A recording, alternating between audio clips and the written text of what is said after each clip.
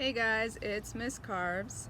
I figured I'd show my face in at least one of my videos. I haven't wanted to because this is what I look like. Not pretty, I know. I'm actually outside right now, but I am not spreading germs. I am just on my balcony, just me, myself, and I, getting some fresh air. It's been rough being stuck at home. I'm sure you know what I'm talking about. But anyway, I'm going to now teach you some lovely word problems that I know you guys love on 4.1 and 4.2. So if you didn't attend today's Zoom meetings, this is basically what you missed. Let me know what you need help with after the video. All right, here we go. So we're going to be looking at some equations that you can find on, whoopsie, don't have my pen on. Here we go. Okay, that you can actually find in your textbook on page 230, on page 238,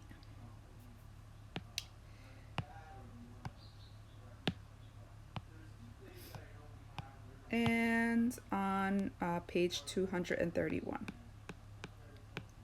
And I'm kind of separating this one because the first two, they really go with each other, and then the last one is just completely different. So the first equation on page 230 that you're going to see looks like this. And then on page 238 looks like this. Okay, so I actually am going to erase this over here. We'll get back to that in a later example. Okay, so you now have seen exponential growth, exponential decay, functions, graphs. Now what we're going to be doing with these equations is applying them in word problems, basically. Okay, so for the first one, on page 230, this is an equation that we use for exponential growth. Okay, so whenever you see basically this plus sign here, that's when you have a word problem that's telling you something is increasing in value. Whereas the second equation has a minus sign, that is going to tell you that something is decreasing in value. Okay, so increase, decrease. Increase for plus sign, decrease for the subtraction sign. Okay, so on page 233, we're going to look at an example. I'm going to use actually number 30, I believe. Yes, it's number 30 for an example. Okay, it says, you purchase an antique table for $450. The value of the table increases by 6% per year. So the first thing when you get a word problem is recognizing which formula we have to use, okay? So for this problem, we're going to be using the first one. And how do I know that? Because it says that you bought something that later increased in value. So keyword is increased. All right, that's how I know automatically that the first formula is the one being used. All right, so it says you purchased an antique table for $450. So $450 actually represents your A, okay? A is always going to stand for the initial amount. So what did you pay for this item? So 450 goes there. Then in our equation, it says 1 plus R. Now R, we got to be careful because here it tells us 6%. Okay, so 6%, what we have to do is we have to change that into a decimal. We cannot put 6 in for R. Okay, that's not correct. So what we have to do is we have to change it to a decimal. Pause the video, see if you would know how to change this to a decimal. All right, so you should have gotten 0.06. How did I do that? You take the decimal and you move a 2 to the left. All right, dividing it by 100. And then time. Now in this problem in the book, they don't give us a time. They just ask us for a growth model. So basically, we didn't have to solve anything. We just had to make a model. So what I would do next is I would just add this. And that would be 1.06 to the t. And this is what we call a growth model. Now, not all problems are going to be like that. They're going to ask you to find the value of something after a set number of years. Okay, so keep that in mind. So let's say, I don't know, they had asked us to find the value of the table after 2 years. Okay, so 2 is going to represent your time. So what we're going to do is we're going to plug in 2 in for t, and we're going to solve. Okay, so using your calculator, what you would do is you would do 1.06 to the second power, okay? Then multiply that by 450, and your final answer should result in $505.62. Okay, so after 2 years, your table is worth $505.62. All right, so that's how you apply the first formula. Now, had the formula said that it was going to decrease in value, then we would have used the second equation. Again, you're always looking for what is the key word. All right, so now let's do an example with decrease, just so you know the difference. Okay, so the next example, let me erase this. Actually, I'm not going to erase this. I'm just going to scroll down. So the next example I'm going to use is on page 240. Sorry. Okay. Page 240, I'm going to be looking at number 31. All right. So, sorry. Something just happened to my screen, my online textbook. What's going on here? Okay, having technical difficulties. All right, I don't know what happened to my online textbook, but all of a sudden it's not working. So what I'm gonna have to do is I'm gonna have to improvise here, and I'm gonna use the same example we just did, but I'm gonna just say that we're decreasing in value. You know what? Forget it. Let's just make up our own problem. Something that decreases. I want you to think about something that decreases in value. Okay. Okay. Well, actually, I'll tell you what we talked about in the Zoom meeting. We talked about iPhones, right? Smartphones in general. You all have them. So let's make up a problem. Let's say that you have a phone and you purchased it for $800. Okay, for your phone. And let's say, how long do you want to own it for? Let's say you owned it for 2 years, okay? So 2 years. And let's say that your phone decreases in value each year by 12.5%, okay? So you're looking for how much does the phone cost? So this is no longer this problem, by the way. My online textbook stopped working, so I have to improvise here. So let's say that now you're looking to see how much it's worth after 2 years. So again, the key word here is it decreases in value.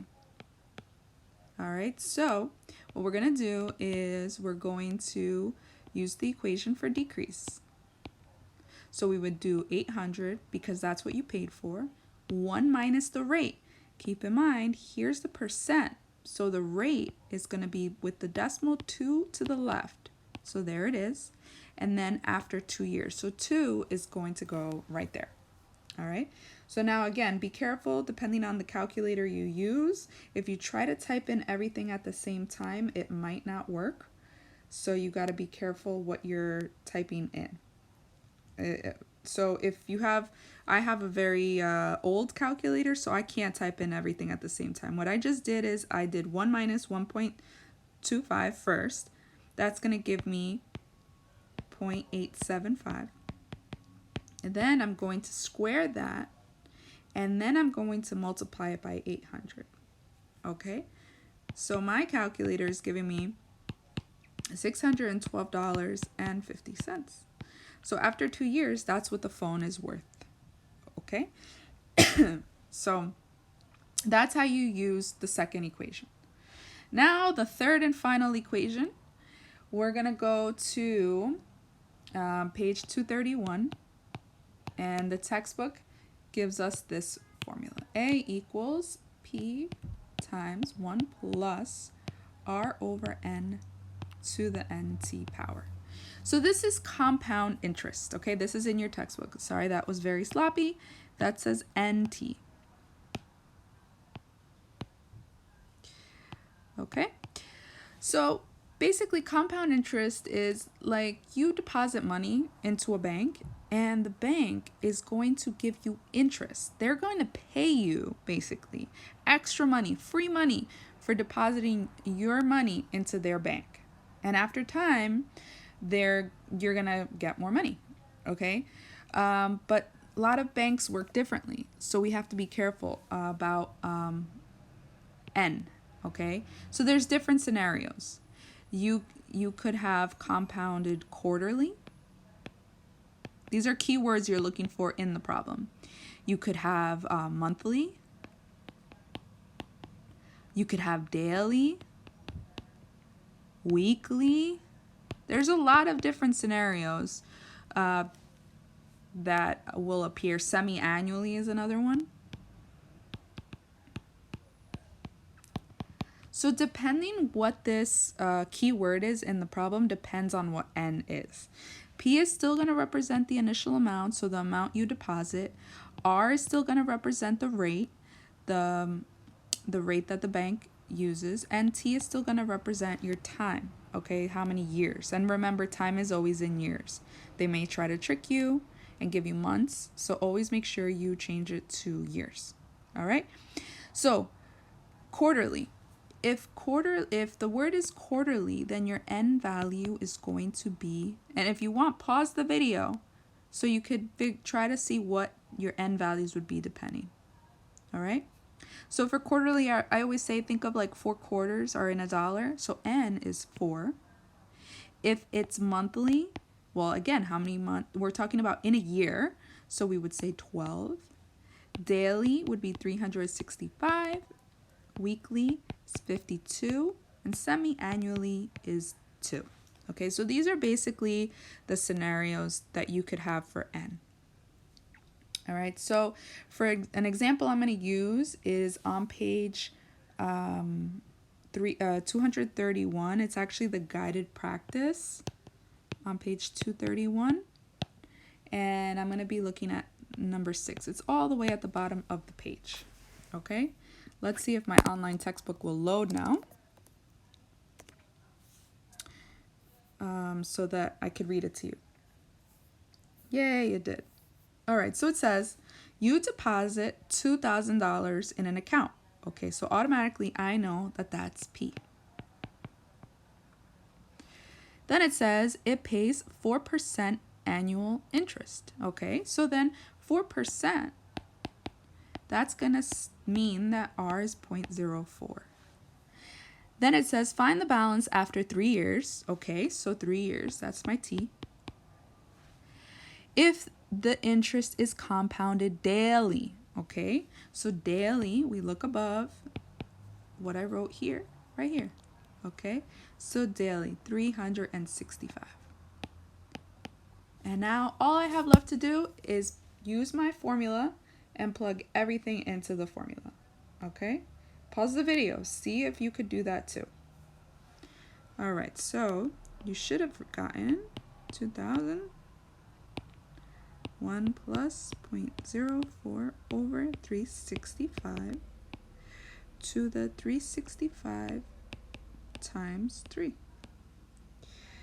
Okay, so step by step here, plugging into my calculator, I would do these numbers first multiplied to each other. And that would, actually, and I'm going to just put this all in too. So that's going to give me approximately 1.0001 to the 1095th power. I would then do this in my calculator, and that's going to give me 1.129. And finally, multiplying these two together, I get $2,258.74. And that's my final answer. Okay? Now, that means that after 3 years, that's what I end up getting. That's what the bank paid me. They paid me $258 basically and 74 cents. Final thought on these problems, guys. They're very straightforward, just using a formula, but always take 2 seconds and just check to see if the answer makes sense. So when we look at the first problem we did with the table, it said that the value of the table should increase. So make sure that you end up getting an amount that's greater at the end. Okay, so for the second example, we said the phone decreases in value. So make sure that the value did decrease. And then finally, if we're doing compound interest, the value should always increase. And so it did. All right, so just make sure, and also we didn't end up with $2 million or something crazy like that. Okay, the answer should make sense. So always check that. Okay, I will talk to you guys soon.